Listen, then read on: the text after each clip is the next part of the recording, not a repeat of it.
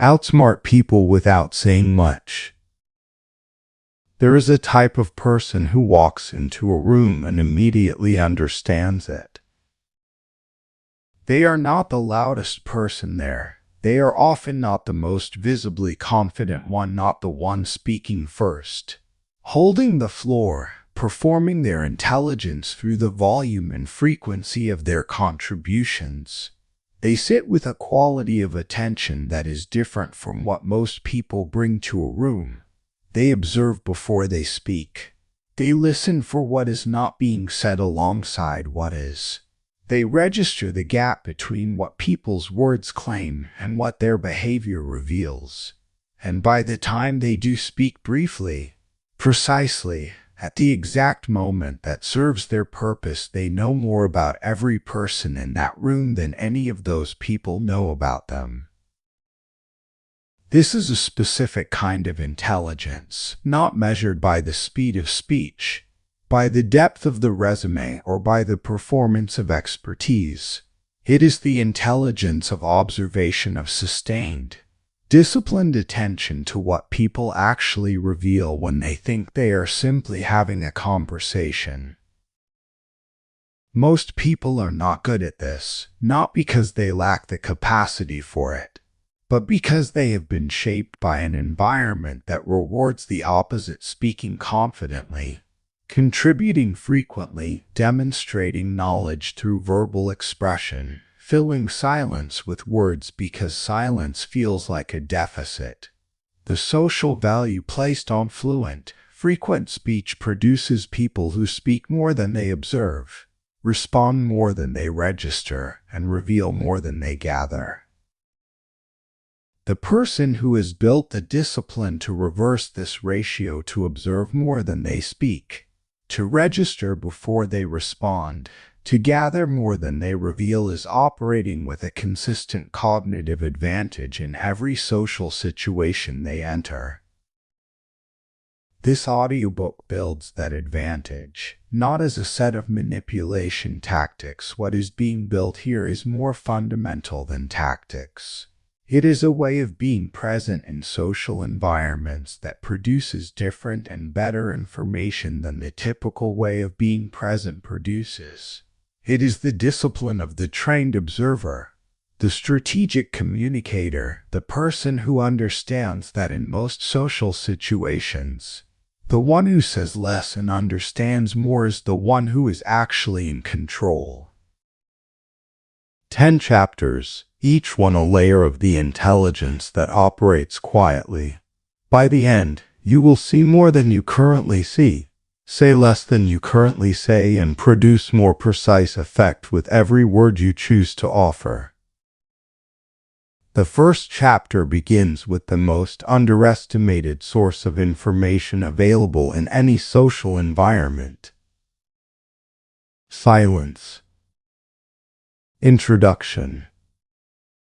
The intelligence that doesn't announce itself. The most commonly recognized forms of social intelligence are loud.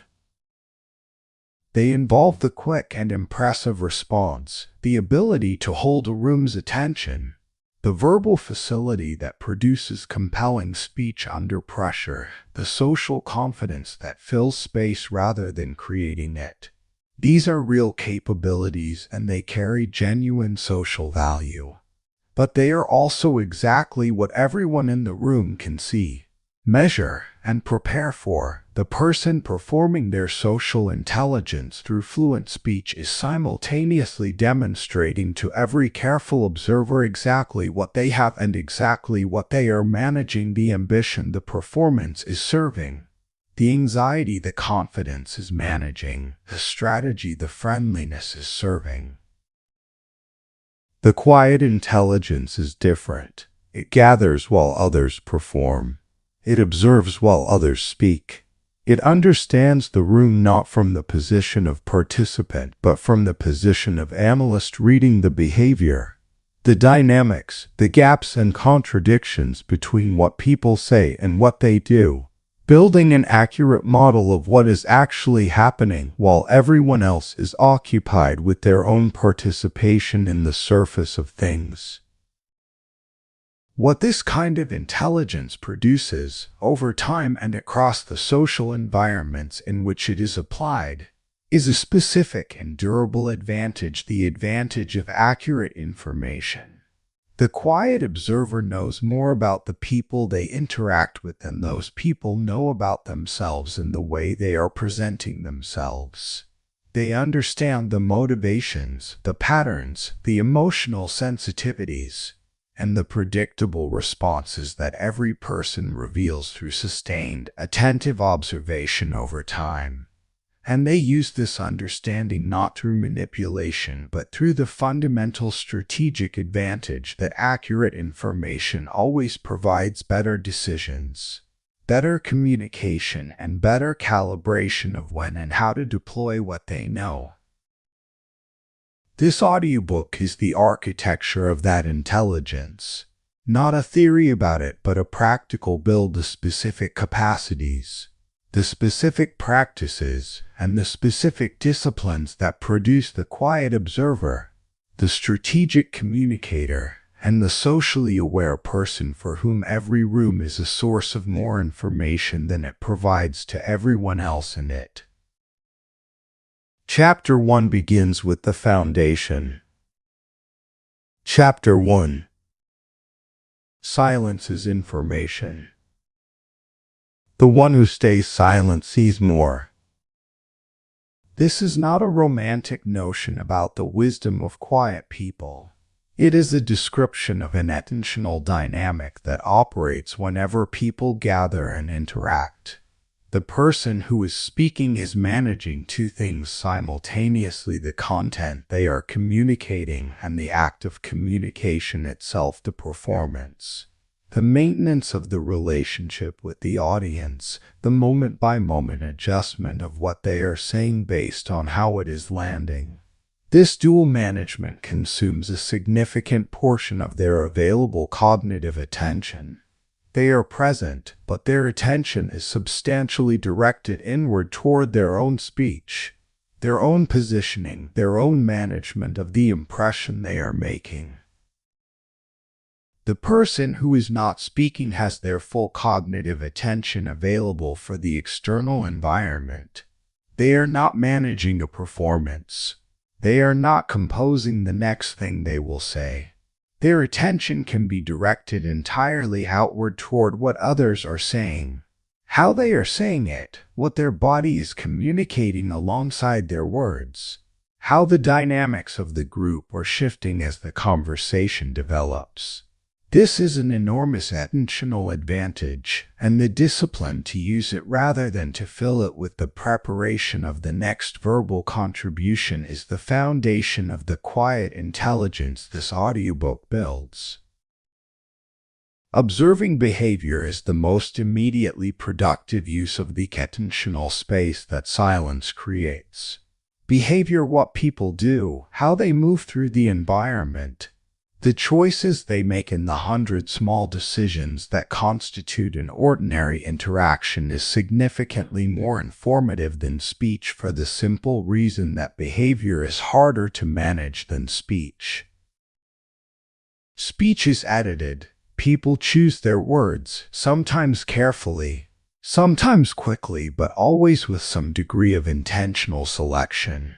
What they say is, to a significant degree, what they want to communicate.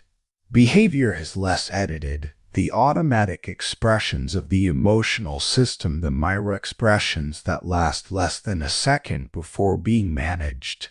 The body's postural response to discomfort, the direction that attention drifts when interest genuinely wanes, these are produced by the same automatic systems described in the earlier audiobooks in this series, systems that operate faster than the deliberate mind's ability to fully govern their expression. The observer who attends to behavior alongside speech is receiving two data streams simultaneously, the intentional communication and the unintentional one, and the relationship between them is often the most informative thing in the room.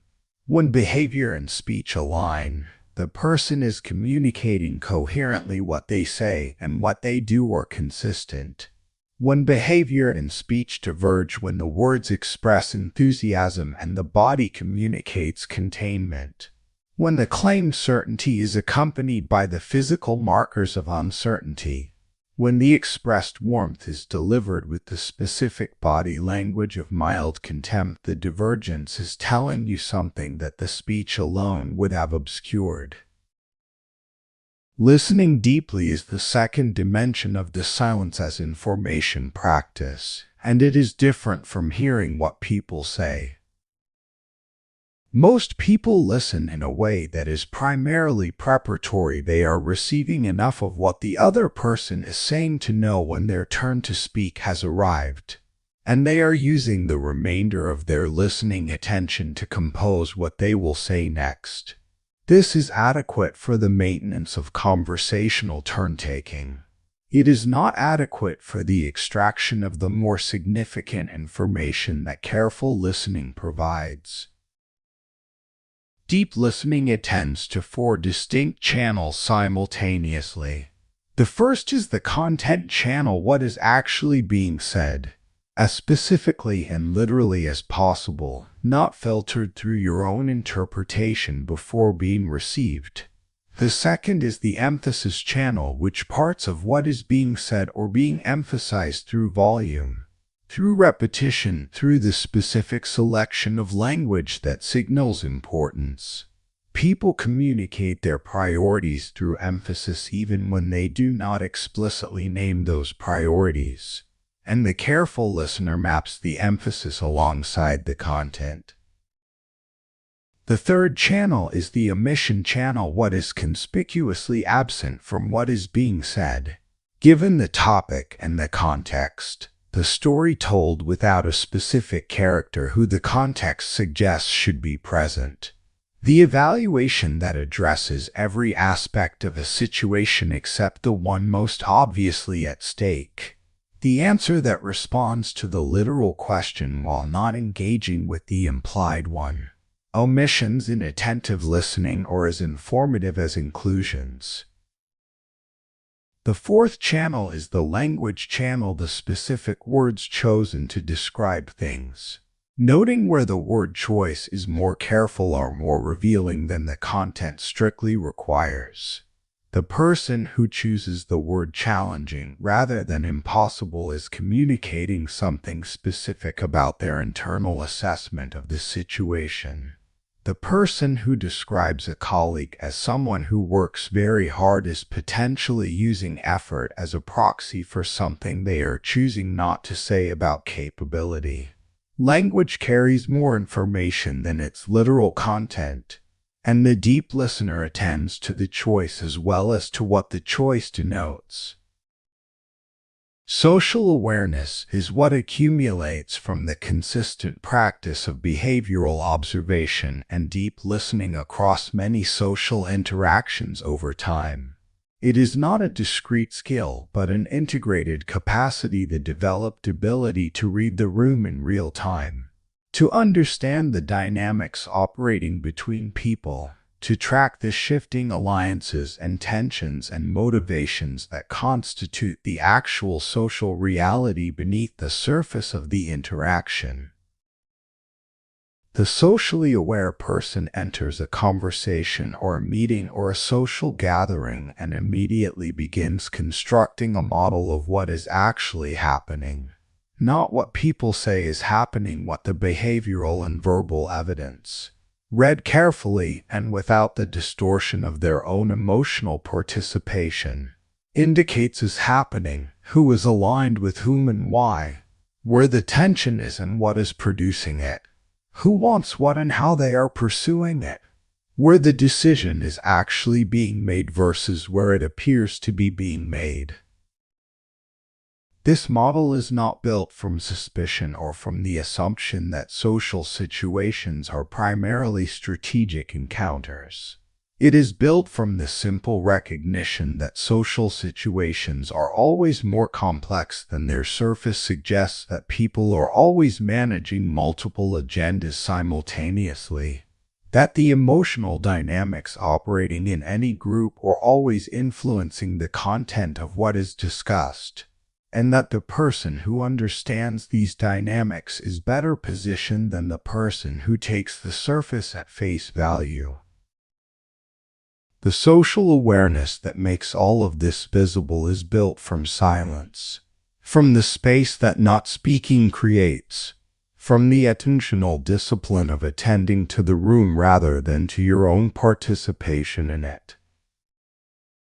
This is why silence is information, not because silence itself communicates anything specific, but because it creates the attentional space in which the most important communication, the unintentional, the behavioral, the structural, becomes visible. Chapter 2. Reading Hidden Signals. Every person is communicating two conversations at once. Most people only hear one. The second conversation, the one that runs parallel to and often in contradiction with the verbal one, is the conversation of the body, the voice, and the face. It is older than speech in the human evolutionary architecture, more automatic in its operation, and more reliable as an indicator of genuine internal state. It cannot be fully controlled, even by people who are highly aware of it and actively managing it. And it is continuously available to anyone who has developed the perceptual training to read it. Body language is the channel that most people are aware of and least accurately trained to read. The common cultural models of body language reading: crossed arms mean defensiveness, leaning in means engagement, avoiding eye contact means dishonesty or useful as starting frameworks, and dangerously incomplete as analytical tools. They identify static positions and attribute fixed meanings to them, when the reality is that body language is dynamic, contextual, and meaningful primarily as deviation from a baseline rather than as a set of absolute positions. The baseline principle is the foundation of accurate body language reading. Every person has a characteristic set of physical defaults: the way they hold their body in neutral conditions, the amount of eye contact they typically maintain, the pace and extent of their gesturing, their habitual postural patterns. These defaults are the baseline against which deviations become meaningful. A person who maintains strong eye contact in neutral conditions and then breaks it at a specific point in a conversation is communicating something through that deviation. The same eye contact pattern in a person whose baseline includes frequent gaze breaks communicates nothing particular. This means that reading body language accurately requires time. It requires establishing the baseline through observation in multiple contexts and across multiple interactions before reading deviations against it. The person who reads single iteration body language snippets in isolation and draws firm conclusions from them is working with insufficient data. The person who has observed someone across enough varied situations to have an accurate baseline model has a genuinely reliable tool. What are the specific body language signals that most consistently indicate genuine internal state across different baselines? The research converges on a specific set. Microexpressions, the involuntary facial expressions that last less than a quarter of a second before being managed or suppressed, are among the most reliable. Because their speed makes them essentially uncontrollable, the face communicates the emotional state before the deliberate management system can override the display. The training to catch microexpressions requires the development of the visual processing habit of attending to the face at a level of temporal precision that most social interaction does not require.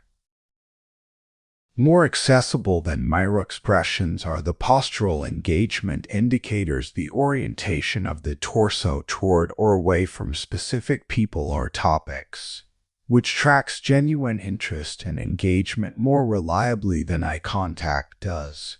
People maintain eye contact for social reasons independent of genuine engagement.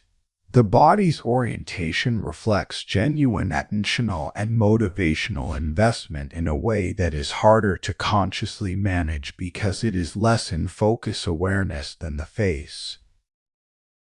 Tone shifts are the vocal channel of the hidden conversation, and they are among the most revealing of all the nonverbal signals because of the specific mechanisms that produce them. The voice is produced by the same physiological systems that are affected by emotional activation. When emotional state changes, the voice changes in pitch, in pace, in the degree of prosodic variation, in the presence or absence of specific markers that indicate stress or ease. These changes are involuntary and automatic. They precede the deliberate management of vocal tone and persist despite it. They are therefore reliable indicators of emotional state even when the speaker is actively managing what they communicate. The specific vocal markers that most consistently indicate significant internal states are these: an elevation in pitch, particularly at the end of sentences in contexts where the language does not grammatically require it, indicates uncertainty or the need for approval, a question-like quality that signals the speaker is not as confident in what they are saying as the content claims. A reduction in pace and a flattening of prosodic variation, the voice becoming more monotone and slower, indicates cognitive load or emotional suppression, both of which suggest that what is being said is requiring more deliberate management than the ordinary speech of the same person in neutral conditions. A notable increase in speed, particularly accompanied by a reduction in pausing, indicates anxiety or the desire to get through a specific content quickly, a behavioral signature of the person who wants to move past what they are currently saying before it receives too much attention, and the voice that loses the natural variation of engaged speech that becomes more careful and more controlled than the speaker's normal vocal style indicates that what is being said is being monitored for effect rather than simply communicated. The speaker is managing their vocal presentation, which tells you they are managing what they communicate, which tells you the authentic version of what they are communicating may not be the stated version. Emotional cues are the broader category that includes the behavioral and vocal signals above and extends to the full range of involuntary emotional expression that the careful observer can learn to read. The emotional state of a person in a conversation is not a private internal event that has no external expression. It is continuously being expressed through the multiple channels described in this chapter: through the face, through the body's orientation and posture and movement, through the voice. The careful observer is reading these expressions in parallel, building a multi-channel model of the other person's emotional state that is significantly more accurate than the single-channel model that hearing only their words produces. The integration of these channels is what produces the most reliable reading. A single signal, a brief facial expression, a shift in vocal pace, a postural adjustment is suggestive but not conclusive. When multiple channels align in pointing toward the same emotional state, the reading becomes reliable. When the channels conflict, when the words say one thing and the voice and body say another, the conflict itself is the significant information. The person is managing the gap between their genuine internal state and what they are presenting. The management of that gap is informative in its own right. The direction of the management, what the speech is claiming, and what the body and voice are contradicting tells you something about what the person's genuine state is and what they consider it advantageous to present instead.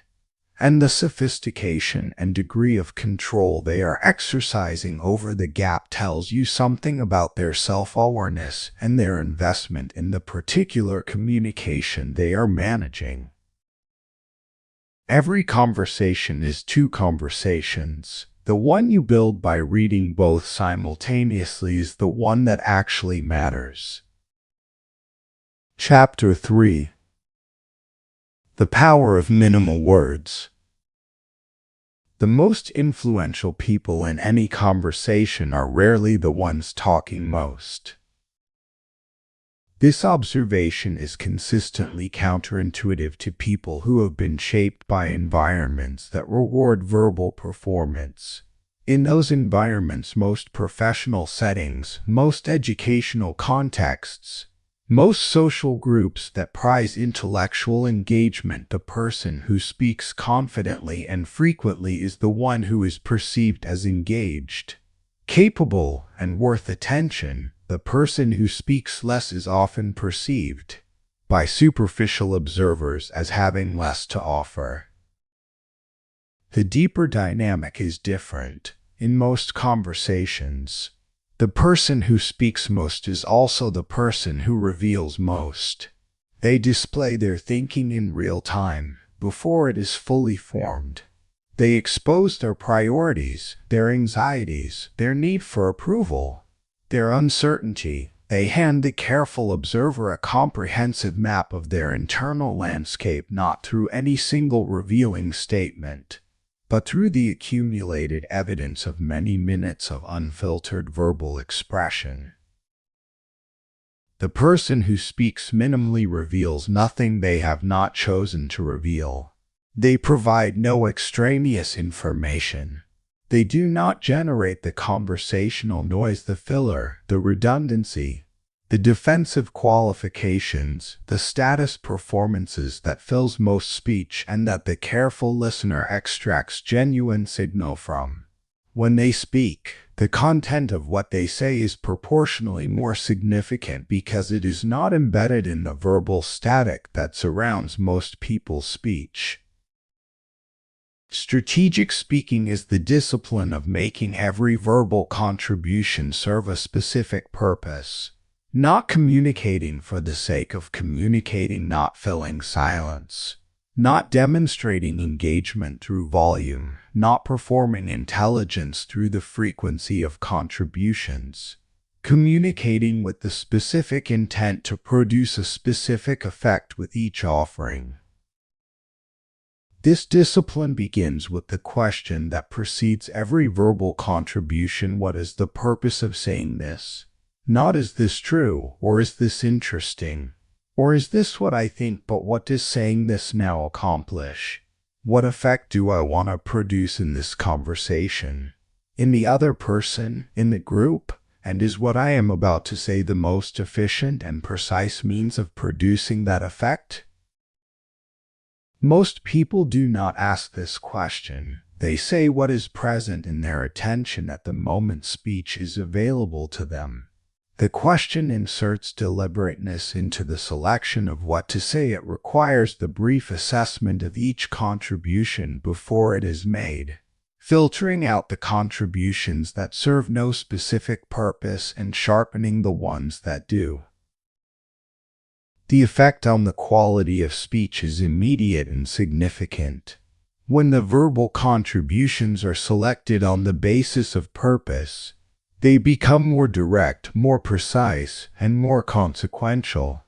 The filler disappears, the defensive qualifications disappear, the status performances disappear. What remains is the content that serves the purpose, expressed as directly and economically as possible. Precision communication is the complement to strategic speaking. It is the quality of expression that delivers the maximum information with the minimum words. Most speech is not precise. It circles. It qualifies. It approaches the central point from multiple angles, hedging and softening and adding caveats that reduce the directness of the communication while increasing its length. This ideality serves several purposes, not all of which are conscious. It protects the speaker from being held too directly to a specific claim. It fills the silence that a more direct statement would create. And it manages the social discomfort of saying something directly that might land with more force than the social relationship can comfortably absorb. Precision communication is not the elimination of social awareness. It is the development of the skill to say what needs to be said as directly as it can be said while remaining calibrated to the relational context. The precise communicator does not ignore the relationship. They incorporate it into the selection of the exact formulation that delivers the necessary content with the minimum of both verbal excess and social damage. The specific practice of precision communication begins with the editing discipline. Before speaking, identify the single most important thing you want to communicate in this contribution. Then ask, can I say that single thing more directly than I was planning to? Can I say it in fewer words without losing its essential content? Can I remove the qualifications that soften it without genuine reason and simply say the thing? The initial resistance to this discipline is the social discomfort of direct speech, the sense that unhedged, unqualified statements are somehow aggressive or inappropriate. This resistance eases with practice as you discover that precision, far from being aggressive, is frequently experienced as respectful. It respects the other person's time. It respects their intelligence. By assuming they can receive a direct communication without the scaffolding of softening and qualification. And it respects the value of the content by not burying it in verbal packaging. Influence through brevity is the surprising practical consequence of the discipline of minimal words. The person who speaks rarely and precisely creates a specific attentional dynamic in conversations. They make others wait, not deliberately as a consequence of the pattern. When a person who rarely contributes verbally does contribute, the contribution receives a quality of attention that frequent contributors never generate for any single statement, because their statements are embedded in a continuous stream that does not produce anticipation. The rare contribution, when it finally arrives into a space of heightened attention. It lands harder. It is retained longer. It shapes the conversation more significantly than a contribution of equivalent content would if it came from someone who contributes with equal frequency. This attentional dynamic is not engineered through calculated withholding of speech. It emerges naturally from the genuine practice of speaking only when there is something worth saying. But understanding the mechanism allows you to use it deliberately when the situation calls for it to hold a contribution until the moment when the space and attention for it are greatest, and to trust that the investment of silence before the statement increases the value of the statement when it arrives. The minimal words practice is not about being cold, withholding, or socially disengaged. It is about the quality and precision of what you offer when you speak, and the quality of what you offer is always, in direct proportion, the quality of the silence that preceded it. Chapter 4. The Observer Mindset. Most people are in conversations. The observer is above them, watching. The phrase above them is not meant to suggest superiority in any hierarchical sense. It describes a specific cognitive position, the meta-level perspective that is available to the person who has partially withdrawn their attention from the immediate content of the interaction and redirected it toward the interaction itself. Not what is being discussed, but how it is being conducted. Not what people are saying, but what saying it is doing, what it is managing, what it is pursuing, what it is avoiding, and what it is producing in the people who are receiving it. This meta-level perspective is the observer mindset. It is genuinely different from the participant mindset in the same conversation, and the difference produces genuinely different information. The participant sees the content of the interaction from inside it. The observer sees the structure of the interaction from above it. Both are useful.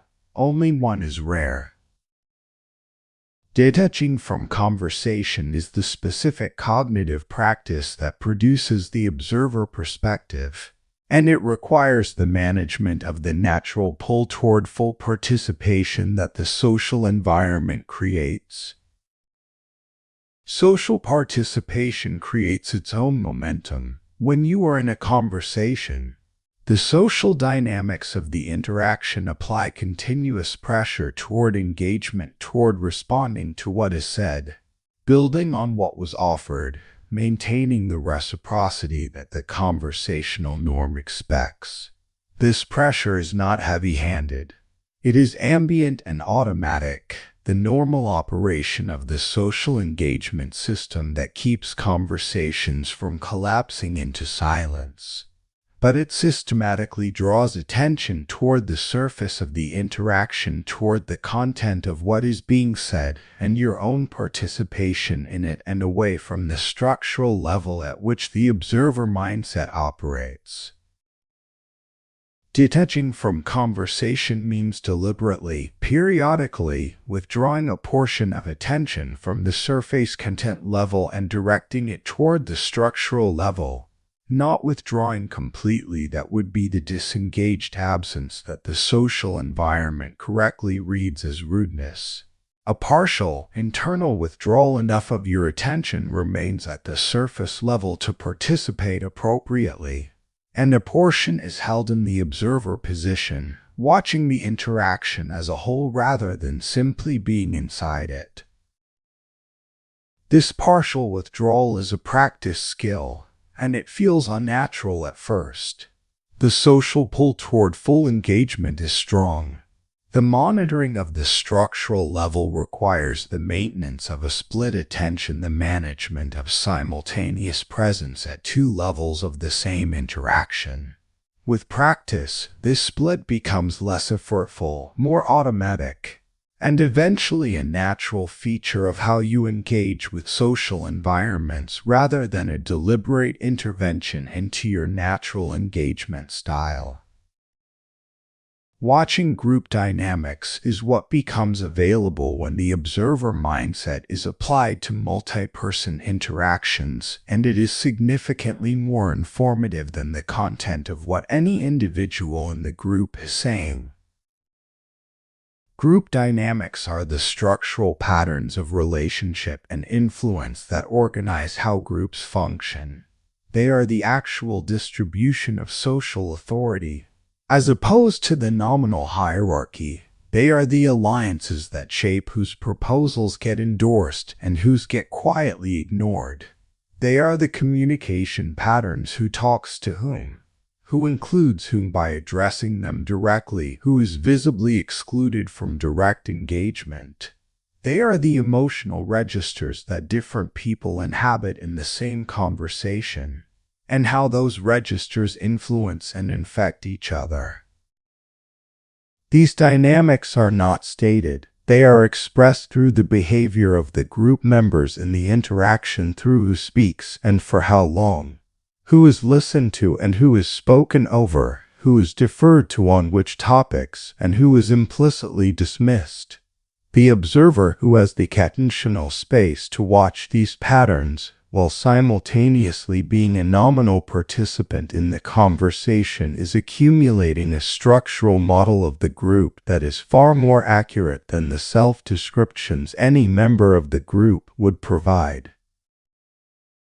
The most telling feature of group dynamics is the deference pattern. Who, in this group, do people turn toward when a decision needs to be made, a tension needs to be resolved, or an opinion needs to be validated? This pattern frequently does not match the nominal hierarchy. The person with the highest title may not be the person whose opinion organizes the group's response. The person whose approval is sought before others commit to a position is the person who holds the genuine social authority in the room, regardless of what their title is or what the official decision-making structure claims. Understanding motives is the deepest layer of the observer mindset practice, the development of an accurate working model of what each person in a social environment is trying to achieve through their participation in it. Every person in every social interaction is pursuing something. Not necessarily anything strategic or calculated, often something quite ordinary: the desire to be seen as competent, to be liked, to resolve a specific tension they are experiencing, to achieve a specific practical outcome. But the pursuit is always present, and it shapes everything about how they participate, what they say, how they say it, who they direct their attention toward, what they respond to, and what they ignore. The observer who has developed the practice of motive modeling approaches each interaction with the question, what is this person trying to accomplish here? Not in life generally, not in some abstract strategic sense, in this specific interaction. Right now, what outcome are they orienting toward? What are they avoiding? What emotional need is their behavior serving?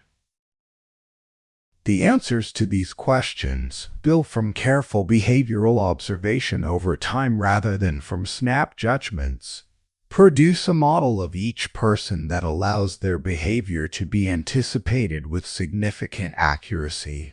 Not perfectly. People are complex, and their behavior in any specific moment reflects more than their general motive patterns, but accurately enough that the observer is rarely surprised by what specific people do, and consistently better positioned than non-observers to understand why they do it. The observer mindset is not a way of turning every social interaction into an analytical exercise.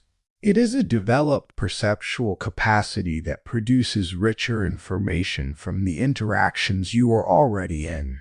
The same conversation that yields surface content to the full participant yields surface content plus structural dynamics plus motive modeling to the trained observer. The additional information costs only the attentional discipline to maintain the meta-level perspective alongside the surface-level engagement. Chapter 5. Social Strategy. Every word you say is a move. Most people play without a plan.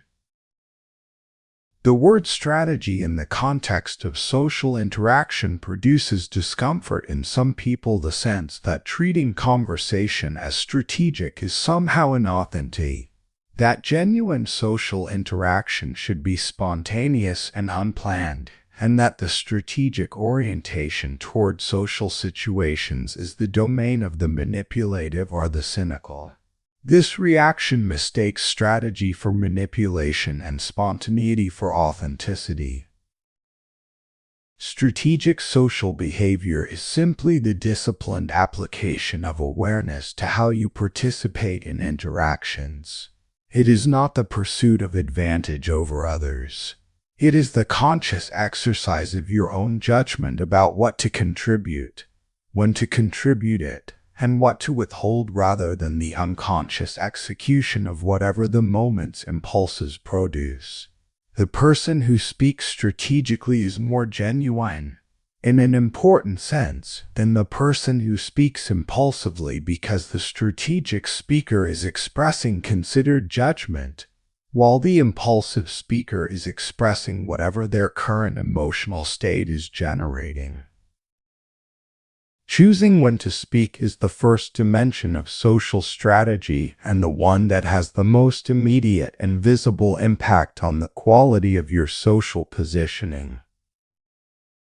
The default approach that most people bring to conversation is a kind of continuous availability or readiness to speak whenever space appears and something has occurred to them to say. This availability is not wrong, but it is undiscriminating. It does not distinguish between the contribution that would be well received and well timed and the contribution that is technically accurate but poorly positioned relative to where the conversation is emotionally, socially, or structurally at the moment of its offering. Timing in social interaction is as significant as content. The same observation offered at different points in a conversation lands entirely differently. The criticism that arrives before the person being critiqued has had the opportunity to establish their own competence in the interaction is experienced as dismissive. The same criticism offered after the person has demonstrated value and established rapport is experienced as useful feedback from a credible source. The content has not changed. The timing has changed the entire social meaning of the communication. The practice of choosing when to speak begins with the identification of the conversation's current state before making a contribution. What is the emotional register of the conversation right now? Who is the group currently oriented toward, and would a contribution from you at this moment work with or against that orientation? Is the conversation in a phase of development building towards something, or has it reached a moment of openness where a new direction can be introduced? Is there something important that has not yet been fully expressed that would benefit from more space before anything is added? These questions do not require elaborate analysis. They require the attentional discipline to ask them briefly before speaking, a practice that eventually becomes automatic. The natural preliminary assessment that precedes each contribution rather than a deliberate intervention into the flow of conversation. Choosing when to stay silent is the complement to choosing when to speak. And it is the discipline that most distinguishes the strategic communicator from everyone else in the same social environment. Most people experience silence as a social obligation to be discharged as a gap in the conversation that their participation should fill. This experience is so strong and so automatic that even people who know intellectually that silence is sometimes the better choice find themselves speaking into it before the deliberate knowledge of the better choice can govern their behavior. The strategic deployment of silence is one of the most powerful tools available in social interaction. And it works through the mechanism described in Chapter 3. It creates attentional space, heightens the weight of what eventually fills it, and communicates a quality of deliberateness and self-possession that frequent speech cannot convey. Beyond the attentional mechanism, strategic silence produces several specific social effects.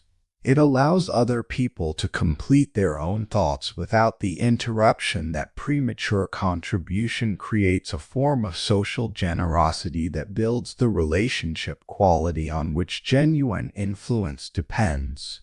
It creates the space in which people reveal more than they had intended to, because the natural tendency to fill silence drives speakers to continue past the point where they were managing their disclosure most carefully. And it establishes the conversational norm that your contributions are considered rather than reflexive, a norm that has significant downstream effects on how your contributions are received. Reading intentions is the strategic intelligence that allows you to calibrate when to speak and when to stay silent, and it is the product of the observer mindset developed in Chapter 4 applied specifically to the question of what people are trying to accomplish in the current interaction. Every conversational move has an intention behind it.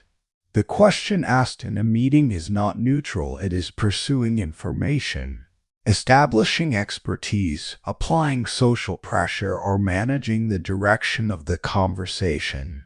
The story told in a social gathering is not simply shared for its own sake, it is establishing a particular version of the teller's identity, building connection with specific listeners, or testing the acceptability of a position before stating it more directly.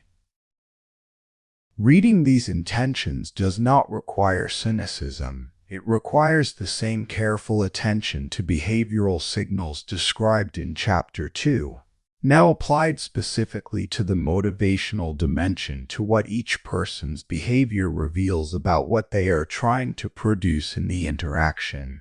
With this reading in place, you can calibrate your own participation to the actual structure of what is happening rather than to the surface of what is said. The strategically aware participant responds to the actual social situation rather than to its surface presentation. They know who in the room is managing an agenda and what that agenda is. They know what the emotional temperature of the interaction is and how their contributions will land in it.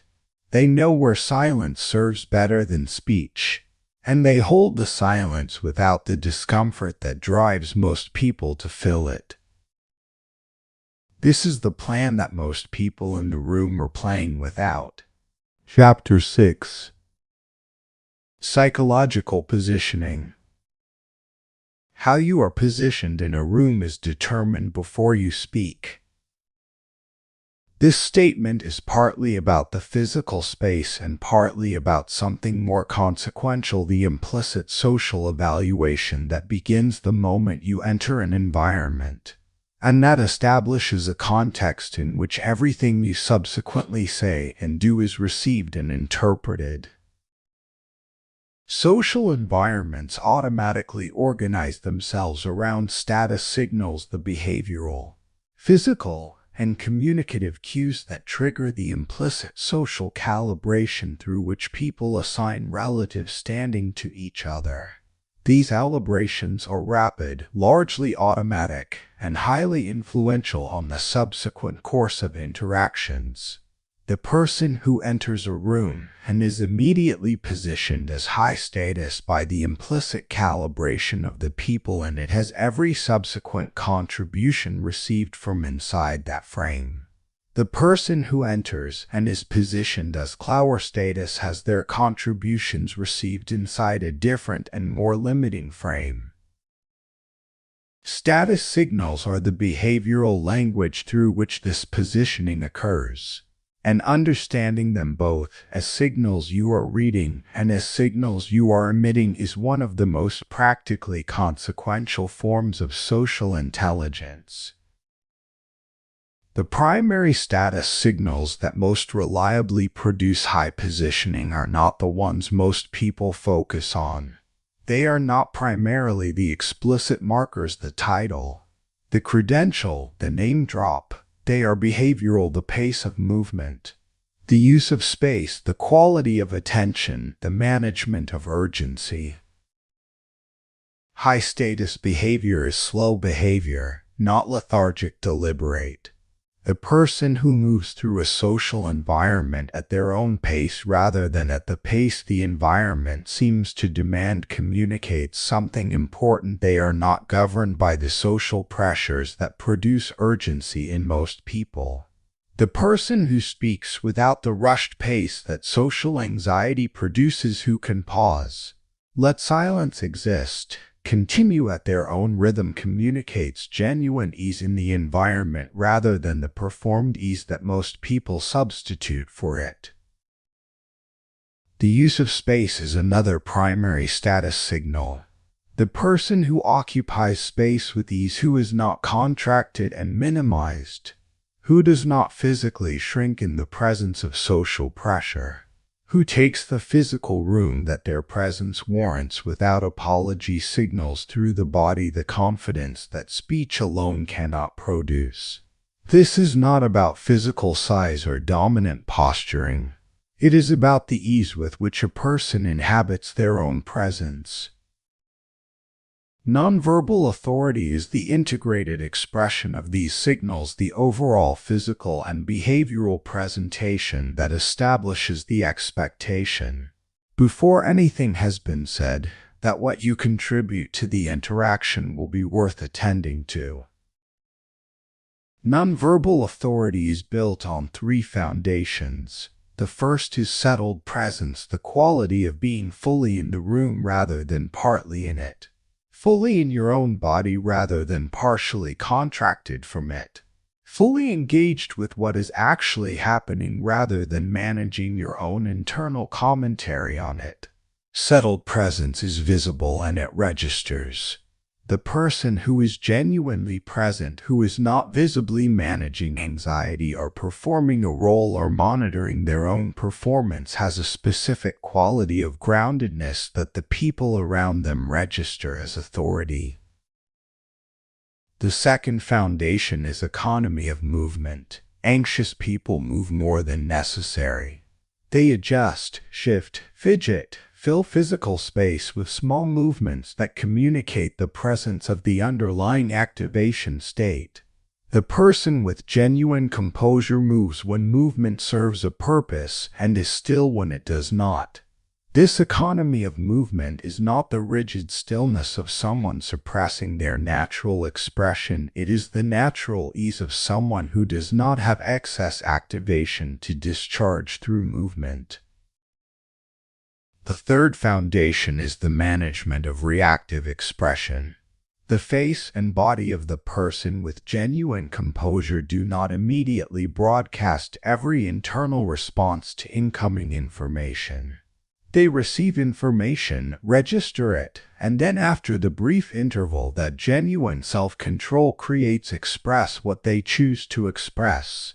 The face that reflects every incoming stimulus without this interval communicates the absence of the regulatory layer that the observer is looking for as a signal of genuine composure. The face that receives and then responds, that allows a beat before the expression, communicates its presence. Quiet confidence is what all of these signals produce together, the overall presentation of a person who does not need the interaction to go a specific way to maintain their internal equilibrium, who is not dependent on external approval for their internal stability, and who can engage with the full range of what a social environment produces without being visibly rattled by any of it. This quality is qualitatively different from performed confidence, and careful observers distinguish them reliably. Performed confidence tends toward the conspicuous, the slightly too loud voice, the slightly too large gesture, the slightly too ready response that comes just a fraction of a second too fast for genuine deliberation. Quiet confidence tends toward the understated, the voice that is calibrated to the room rather than louder than it needs to be. The response that arrives after the real beat of genuine consideration. The presence that fills the space without pushing into it. The distinction matters because quiet confidence is earned through the actual development of the internal capacities that produce it, while performed confidence is the attempt to generate the appearance of those capacities without their foundation. Observers can feel the difference, even when they cannot articulate what they are sensing. The quiet confidence of the genuine article produces a specific form of trust and respect. The performed version produces a specific form of wariness that is the social environment's correct response to the gap between appearance and reality it is detecting. Build the foundation, the confidence follows. and the positioning it produces changes every room you enter before you have said a word. Chapter 7. Emotional Neutrality. The person who is not reacting is the person who is seeing clearly. Emotional reactivity and perceptual accuracy have an inverse relationship. The more emotionally activated a person is in response to a social situation, the less accurately they are perceiving it, the more their perception is organized around the emotional state they are in rather than around the objective features of what is actually happening. The fear state amplifies threat. The frustration state amplifies injustice. The pride state amplifies insult. Each activated emotional state is a perceptual lens that makes some features of the situation more vivid and others less visible, in the specific direction the emotional state points. Emotional neutrality is the maintenance of enough perceptual accuracy to see the situation as it actually is, not through the lens of how you feel about it. This is not emotional detachment or the pretense of not caring. It is the deliberate management of the relationship between your emotional response to a situation and your perceptual engagement with it. Feeling the emotional response while not allowing it to organize and distort the perception. Not taking things personally is the specific practice that most immediately supports emotional neutrality in social interactions, and it requires the deliberate management of a cognitive habit that most people have never examined. The habit is personalization, the automatic attribution of events in the social environment to yourself as their primary cause or their primary target.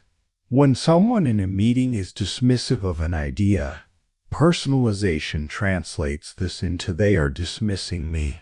When a colleague is short-tempered in an interaction, personalization translates this into "they are irritated with me."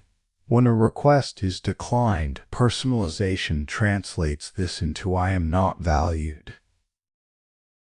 The personalization is frequently inaccurate. The dismissal of the idea was shaped primarily by the politics of the meeting, the political position of the idea in the broader context, and the dismisser's own insecurities rather than by any genuine assessment of the idea's merits that reflects back on you. The colleague's short temper is the expression of their own state, their accumulated pressure, their mourning, their private concerns more than it is a statement about the specific interaction with you. The declined request reflects the other person's constraints, priorities, and current relationship to the request's topic, all of which are far more about them than they are about you. Not taking things personally is the practice of examining the personalization assumption before accepting it. When a social event has produced the felt sense of personal targeting or personal evaluation, ask what else might explain this behavior besides its being directed specifically at me. The range of alternatives is almost always broader than the personalization response acknowledges. Emotional stability in social environments is the developed capacity to maintain a consistent internal baseline across the full range of what social interactions produce across the complementary and the critical, the warm and the hostile, the interactions that affirm and the interactions that challenge. This stability is valuable for two reasons. The first is the perceptual accuracy. It enables the ability to see the situation clearly rather than through the distorting lens of an activated emotional state. The second is the social position. It establishes the positioning described in Chapter 6, which is built and maintained partly through the demonstrated stability that the careful observer reads as genuine composure. Emotional stability is not built by suppressing emotional responses. It is built by developing the interval between the emotional trigger and the behavioral expression of the response, the same thinking gap described in earlier audiobooks in this series, and using that interval to assess the trigger rather than simply executing the triggered response. In the social context, this specifically means when a social event produces a strong emotional response. The practice is to receive the response without immediately expressing it, to briefly ask what the response is actually tracking, what genuine feature of the situation it is responding to, and to then choose what to express based on that assessment rather than on the raw automatic output of the triggered state. This brief assessment often produces a significant reduction in the intensity of the expressive impulse. The anger that felt enormous before examination frequently reduces substantially when the situation that produced it is seen accurately rather than through the Kendrick-amplified lens. The hurt that felt personal before the personalization assumption was examined often reduces when it becomes clear that the behavior was more about the other person's state than about a genuine evaluation of yours. Clear perception is what emotional stability produces, and it is the ultimate purpose of the emotional neutrality practice. Not the prevention of emotional experience. The emotions are real, and they carry genuine information. The maintenance of the perceptual access to the situation itself alongside the emotional response to it. The person with clear perception in a social situation sees what is actually happening.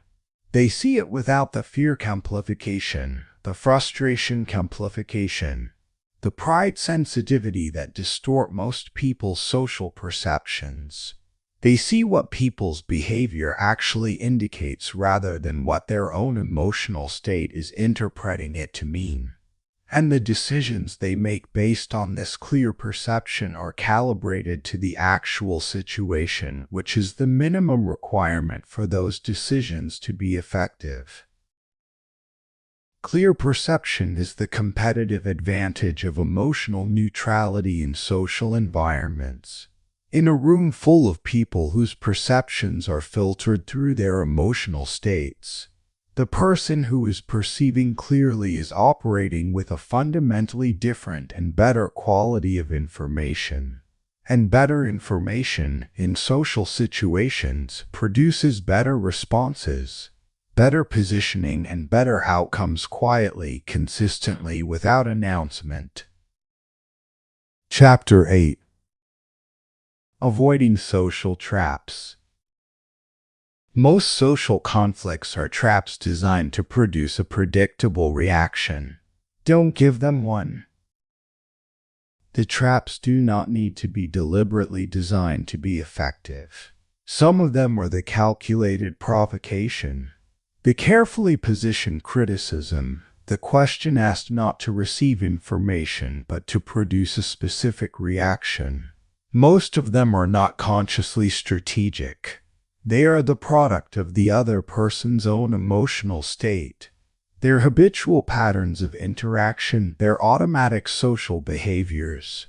But whether designed or automatic, they function as traps in the same way they are designed to elicit a reaction, and the reaction is the trap. The person who provides the expected reaction has lost something. Not necessarily in any dramatic or immediately visible way. They have lost the perceptual position described in this audiobook, the observer above the conversation rather than reactive within it. They have revealed information about where their emotional triggers are. They have allowed the structure of the interaction to be determined by someone else's agenda, deliberate or unconscious, rather than by their own judgment.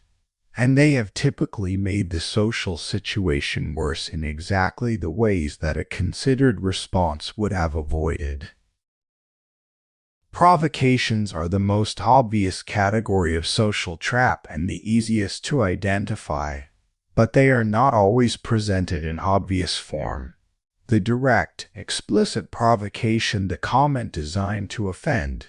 The challenge delivered with open contempt is relatively easy to recognize and relatively manageable for most people who have developed even basic emotional discipline. The more consequential provocations are the subtle ones, the comment that lands with just enough ambiguity to be deniables, the implied criticism that has social cover, the observation delivered with apparent concern that is actually an evaluation delivered as an expression of care. These subtle provocations are more effective as traps than the obvious ones precisely because their ambiguity makes the reactive response look disproportionate. The person who reacts strongly to an ambiguous provocation appears to have reacted to something that was not there, which positions them poorly and positions the provoker advantageously. The practice for managing both obvious and subtle provocations is the same. Receive the provocation without executing the reactive output it is driving toward. Register what has been communicated, including the subtext and the intent, and then, from the observer position, choose what to do with it. The choices available are always broader than the reactive state acknowledges. You can address it directly with precision. You can address it indirectly through a refrain. You can ignore it without acknowledgement. You can ask a clarifying question that puts the implicit communication on the table explicitly. Any of these may be the right choice depending on the situation. The reactive response, the defensive escalation, the sharp reply, the emotional expression is almost never the best one. Arguments are the social trap that most consistently produces poor outcomes for the people who enter them. And the reasons are structural. An argument, in the social sense, is an interaction in which the primary dynamic has shifted from the exchange of information to the contest of positions. Once this shift has occurred, the parties are no longer primarily engaged in the evaluation of evidence and the pursuit of accurate understanding. They are engaged in the defense and advancement of positions they have already taken. The social and psychological costs of changing position in an argument or it can be experienced as defeat, as loss of face, as the acknowledgement of having been wrong in front of witnesses. These costs produce the specific rigidity of the argued position, in which the parties become more committed to their initial stance as the argument develops, not less. This means that arguments reliably produce the opposite of their ostensible purpose. They are superficially about reaching agreement through the exchange of competing views. They actually produce the entrenchment of the initial positions, the deterioration of the relationship quality between the parties, and the generation of defensive and hostile emotional states that impair the reasoning of both sides. The argument format is almost never a path to the outcome that either party genuinely needs. Not entering arguments is not the same as conceding ground. The person who declines to argue, who does not accept the shift from information exchange to position contest, has not surrendered their view. They have refused to engage the view in a format that does not serve its accurate evaluation. They can state their position clearly once, without the defensive elaboration that argument would require. They can ask the questions that Chapter 9 describes. They can wait for the conditions in which the position can be heard on its merits rather than rejected as a tactic in the contest. Ego battles are the most consuming and least productive form of social trap, the interactions in which the primary currency is not information or even social advantage, but the defense and assertion of self-image. They are recognizable by their specific futility. No resolution is possible because no resolution is being sought.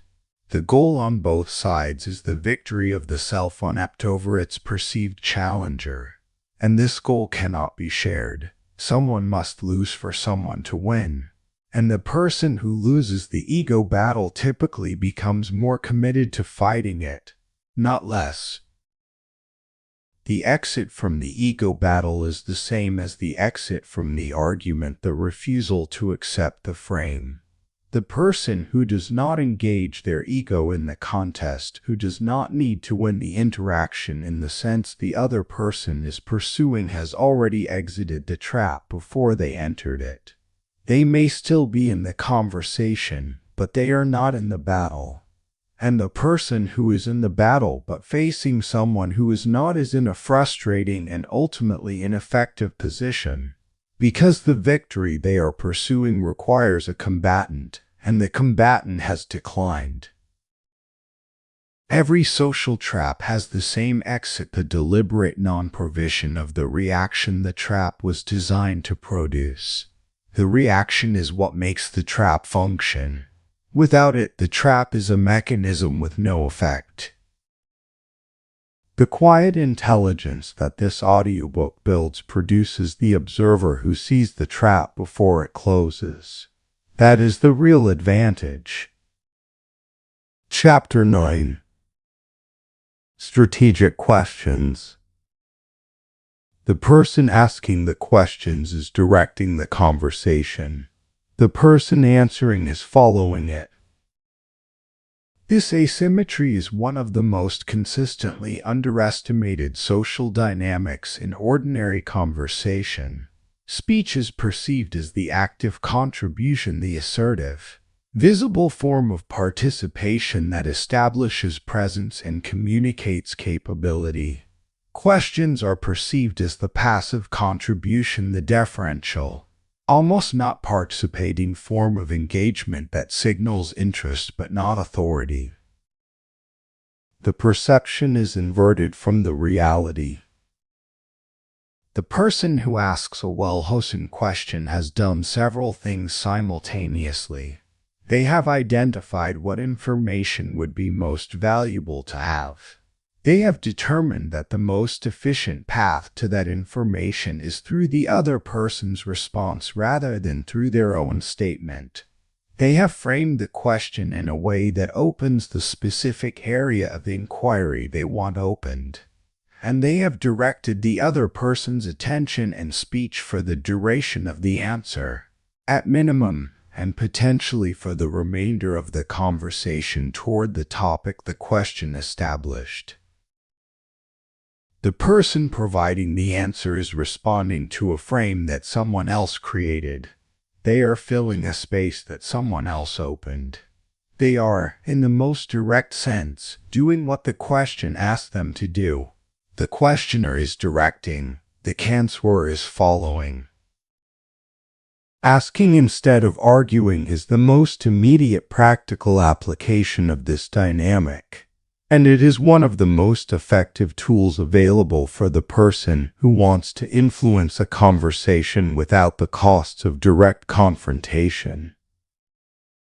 When you hold a position that conflicts with another person's stated position, the direct statement of your view initiates the argument dynamic described in Chapter 8, the shift from information exchange to position contest, in which both parties become more rigid in their initial stances and the relationship quality deteriorates. The alternative is the question that addresses the same territory, that opens the same area of inquiry without the direct clash of stated positions. Instead of asserting that the plan is flawed, asking what would need to be true for the plan to succeed and listening to whether the answer acknowledges the flaws you have identified. Instead of disagreeing with the conclusion, asking how the person arrived at it and listening to whether the reasoning holds under scrutiny when the person is required to articulate it explicitly. Instead of challenging the assumption, asking what the assumption is based on and letting the quality of the foundation become visible through the answer. These questions are not passivity, they are the active direction of the conversation toward the territory where the weakness, the gap, or the questionable assumption lies without triggering the defensive response that direct challenge would produce. The person answering is led to examine their own position. The examining, rather than the challenging, is what produces the reconsideration. Revealing information through questions is the intelligence-gathering application of strategic questioning, the use of carefully chosen questions to access information that would not be volunteered and that direct inquiry would not produce. Direct inquiry closes off more information than it opens. The direct question, "What do you think of the proposal?" invites the managed response, the considered, socially calibrated answer that the person is comfortable having in the record. The indirect question, "How do you think this will land with the people who will be most affected by it?" invites a different quality of response. The person must project their model of others' reactions, which reveals their own actual assessment of the proposal through the proxy of imagined others. Projection questions asking people to predict how others will respond, react, or assess a situation are among the most reliable tools for accessing genuine assessment behind the social management of speech. The person who would not say, "I think this will fail," may, without realizing they are revealing their own view, say, "I think a lot of people are going to be skeptical about whether this is realistic." The projection is the genuine assessment in thin disguise. Hypothetical questions are another access tool asking what someone would do if a specific condition were different. Accesses the information they are holding back about the current condition. The person who is choosing not to directly criticize the current approach will often, in answering a hypothetical about what they would do if they had full latitude to redesign it, describe something substantially different from the current approach, which is the critique they are choosing not to deliver directly, delivered through the safety of the hypothetical frame. Guiding conversations is the full expression of the strategic questioning practice, the use of the questioner's direction-setting power to move the conversation toward the topics, the framings, and the conclusions that serve the questioner's genuine purposes. Conversation guidance through questions is not manipulation. It is the exercise of the conversational influence that the question asker always has, the influence of frame setting and direction housing in service of outcomes that are genuine rather than tactical. The leader who uses questions to guide their team toward a thorough consideration of a proposal's risks is guiding the conversation.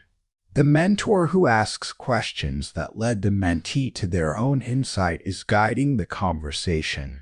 The negotiator who uses questions to ensure that all the relevant considerations are on the table before any position is committed to is guiding the conversation. The guide is not imposing conclusions, they are creating the conditions in which the right conclusions can emerge from genuine examination. And the conclusions that emerge from people's own examination of their own positions are significantly more durable and more actionable than the conclusions that are delivered to them through assertion. Ask more than you state, direct more than you argue, guide more than you push. The questioner is the one in control of where the conversation goes. Chapter 10. Quiet intelligence. The sharpest mind in the room is rarely the loudest one. This is the central claim of this entire audiobook, and it is worth examining in its full implications as the final chapter completes the architecture. The equation of intelligence with verbal expression is one of the most persistent and consequential misunderstandings in social cognition. It is understandable speech is the most visible form of intelligence, the form that is directly observable and accessible by the people around you. The person who speaks intelligently in real time, who produces the quick and impressive connection or the precise formulation, is demonstrating a specific kind of cognitive performance that is genuinely impressive and genuinely valuable in certain contexts. But the equation conflates the performance of intelligence with intelligence itself. The verbal performance requires that you already have the thought when you speak, that your processing has been completed before you opened your mouth. The person who thinks before speaking, who maintains the discipline to process fully before offering the output of that processing, may produce a contribution that arrives later, but that, when it arrives, reflects more genuine and more complete processing than the quick verbal performer had time to conduct. More significantly, the person who thinks before speaking is gathering information while the verbal performers are performing. The observer building the social model described in Chapter 4, deploying the deep listening described in Chapter 1, reading the behavioral and vocal signals described in Chapter 2. This person is conducting a sophisticated analysis of the room that the verbal performer cannot conduct while they are managing their own performance. By the time they speak, they are speaking from a significantly more complete and accurate understanding of the situation than the verbal performer has produced. Thinking before speaking is not a simple instruction. It is the expression of an entire orientation toward social participation, the orientation that prioritizes accurate understanding over the performance of understanding, that values the quality of contribution over the frequency of contribution, and that treats the thinking that precedes speech as more important than the speech itself. The discipline of thinking before speaking requires the management of the social pull toward immediate verbal response, the pressure described in Chapter 5 that drives people to speak before they have processed because silence feels like social deficit. Managing this pull is the same practice as managing any other impulse: the insertion of the brief pause, the maintenance of the thinking interval, the deliberate choice to process before expressing rather than expressing while processing. The visible difference between the person who thinks before speaking and the person who thinks while speaking is subtle in any individual instance. The former takes a beat before responding. The latter begins responding immediately, over many interactions. The cumulative difference in the quality of what each produces is not subtle. Calm awareness is the quality of presence that makes the thinking before speaking discipline sustainable, the internal state that allows full engagement with a social environment without the anxious reactivity that drives premature verbal response. Calm awareness is not the absence of engagement. It is the presence of engagement without the urgency that converts engagement into reactivity. The calmly aware person is fully present to what is happening. They are registering the emotional currents, the dynamic shifts, the behavioral signals, the verbal content. They are fully in the room. What they are not doing is being driven by the room, being pulled into the rhythm and pace and register of whoever is currently most activated, being swept into the reactive mode by the social contagion of other people's urgency.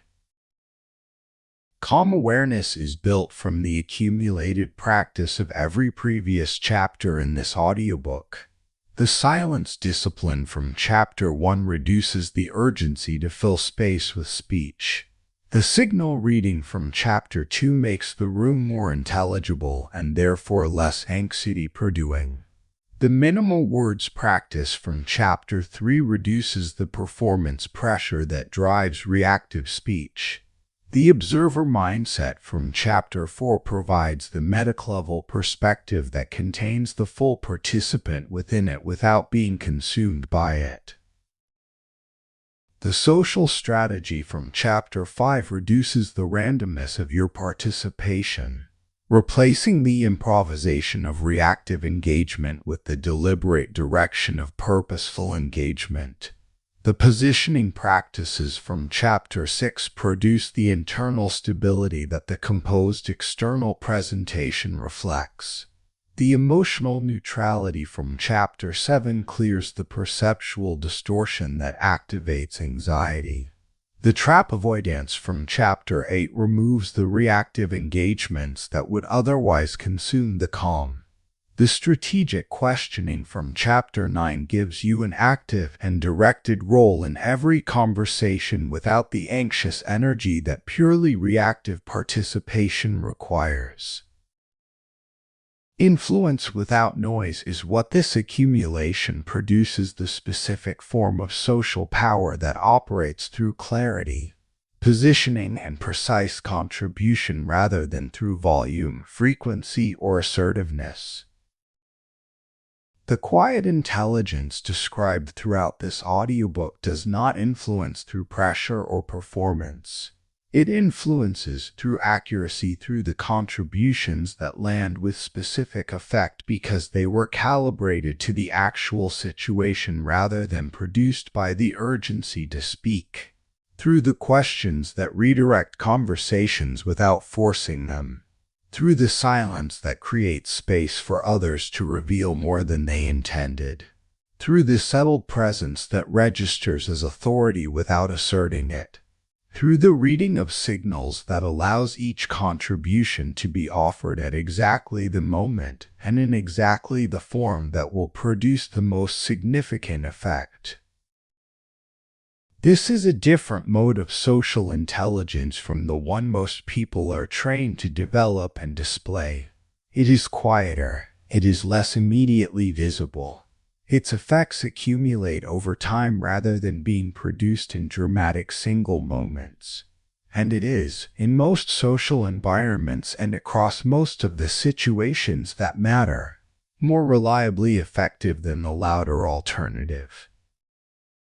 The sharpest mind in the room is the one that has been building this systematically, consistently, in every ordinary interaction that the 10 chapters of this audiobook have described. It has been building it as a way of being present, as a discipline that becomes identity, as a way of moving through the social world that gathers more than it gives away, understands more than it announces, and influences through precision rather than through noise. Closing. What the silence has built. 10 chapters, one integrated architecture of social intelligence. Not a set of techniques to be selectively deployed in specific situations, but a way of being present in social environments that produces different and better information from every room, every conversation, every interaction continuously, automatically, as the natural expression of the capacities that the preceding chapters have built.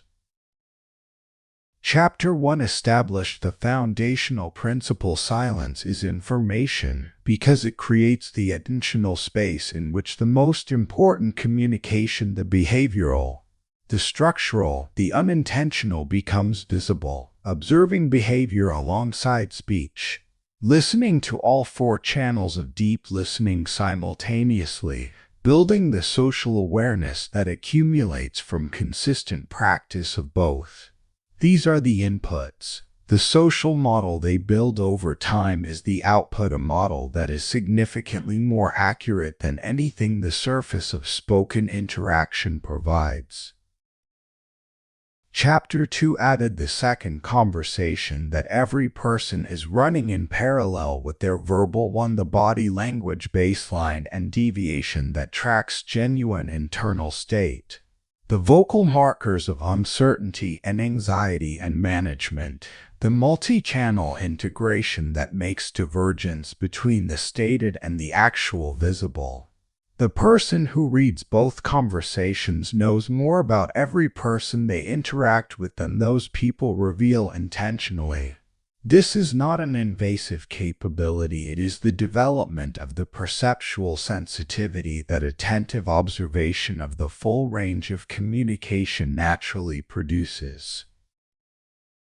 Chapter 3 built the expressive counterpart, the discipline of minimal words, precision communication, and the specific influence mechanism that brevity creates through the attentional dynamic of the rare, well-timed, precisely-formed contribution. The strategic speaker does not speak less because they have less to offer. They speak less because they understand what their speech is doing, and the understanding allows them to optimize every offering rather than producing the verbal noise that surrounds most people's genuine content. Chapter 4 established the observer mindset, the meta-level cognitive position that attends to the structure of interactions rather than only their content. Detaching enough from full participation to watch group dynamics from above them. Understanding motives by reading what behavior reveals rather than what speech claims. Building the structural model of social environments that allows their dynamics to be navigated rather than simply experienced. Chapter 5 made the strategic dimension explicit, the awareness that every verbal contribution is a move.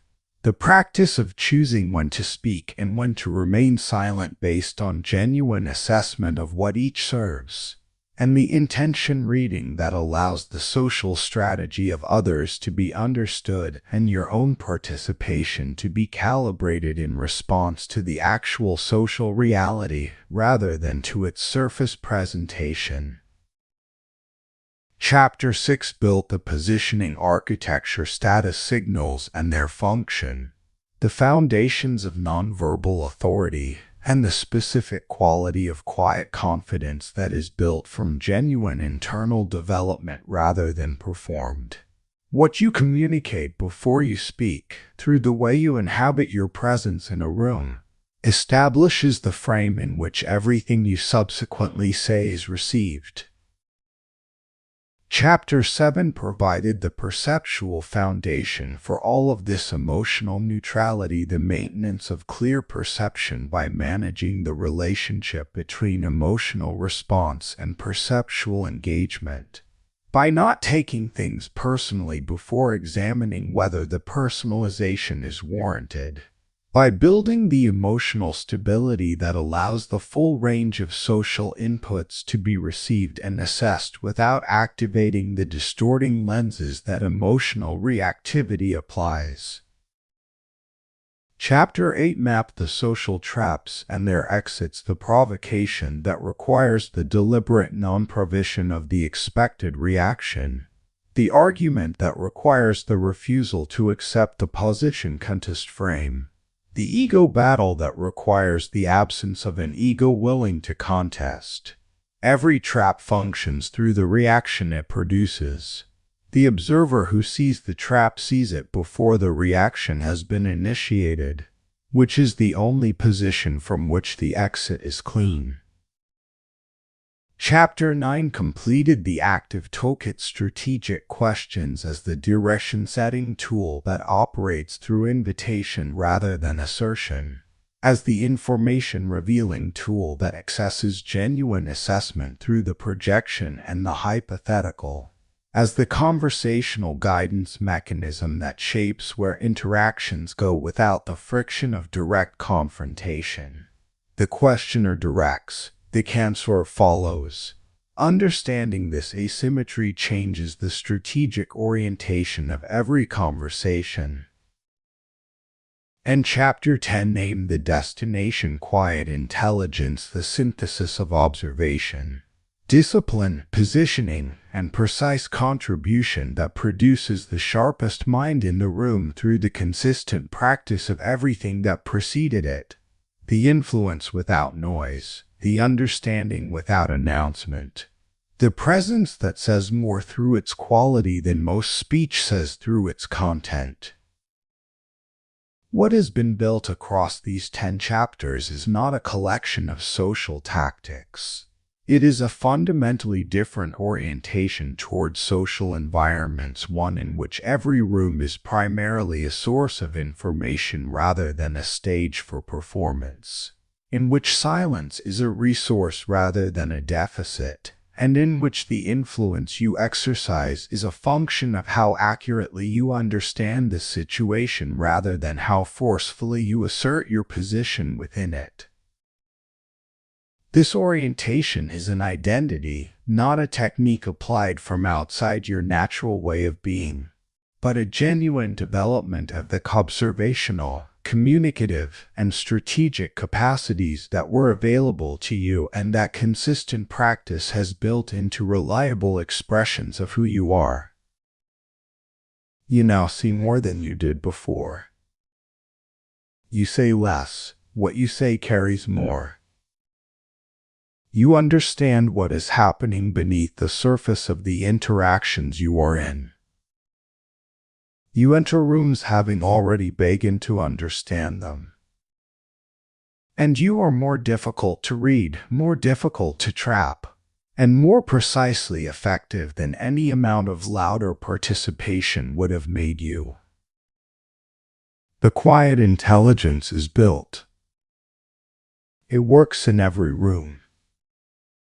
Without saying much.